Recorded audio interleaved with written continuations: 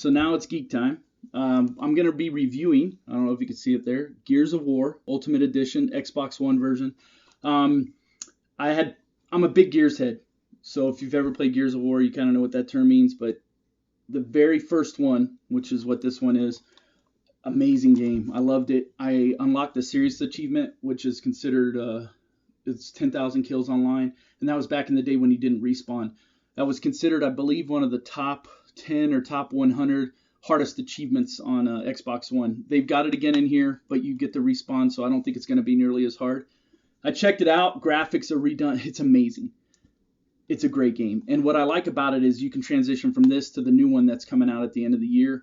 But for playability, replay factor, it's an amazing game. What I like about it is you can go online if you like the multiplayer, the deathmatch kind of stuff. The only thing I can say about that is I'm an average player when it comes to some of these games. Call of Duty, I can knock your socks off. But with Gears of War, I get in there. These people have already established, how to play. They know how to switch their weapons so quick. It's crazy. So for me, it's a higher learning curve. Maybe for you, it's not. But as far as whether I recommend it or not, what I'll do is I'm going to recommend the games from now on with a what's called a pork chop rating. All right, you get 5 pork chops, huh? That's a good rating. I'm not going to give this game 5 pork chops, but what I will do is I'll give it 3.5 pork chops because the game's already been out there. But it's a good buy. You're not wasting your money on it. If you're a young airman in the dorm, boom, that's a good game to have.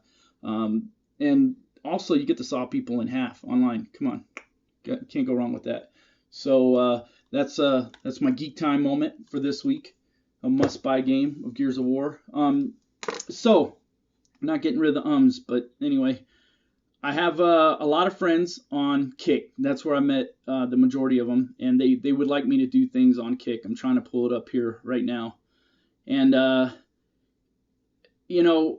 Kick with me is a love-hate thing. I've been there since the first year. A lot of my friends have been there since the first year, and it's a great app, potentially. And it's been a great app, potentially, since I've been on there.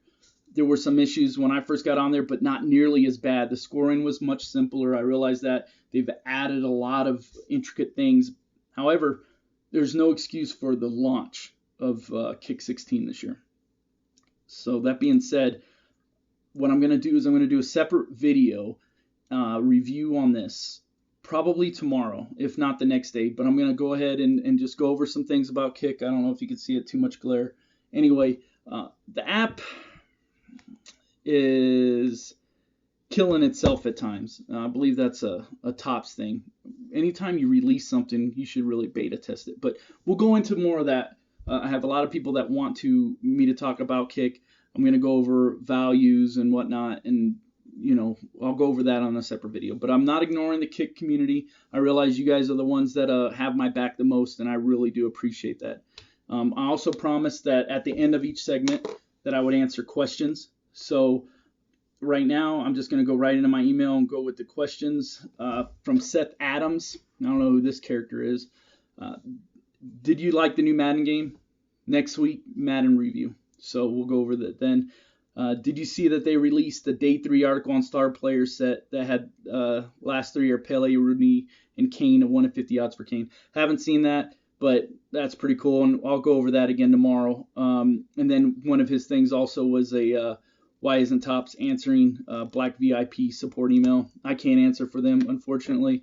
If I could, they would do things the right way, and not the way they're doing them. But again, I'll go over that at a later time. I've also had various questions about, I think Barry from Florida hit me up.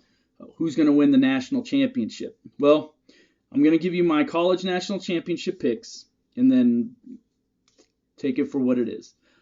My college national championship picks is Ohio State University versus Auburn. Alabama's not even the best team in its own state this year. Auburn is tough. So we'll see. It's a long season. It would be nice to see a Pac-12 school in there again. I really like the Pac-12 for obvious reasons, but those are what I'm going to go with. You asked me an honest question, I'm going to give you an honest answer, at least from what I view it. So that being said, 2 words for you. T-Bone out.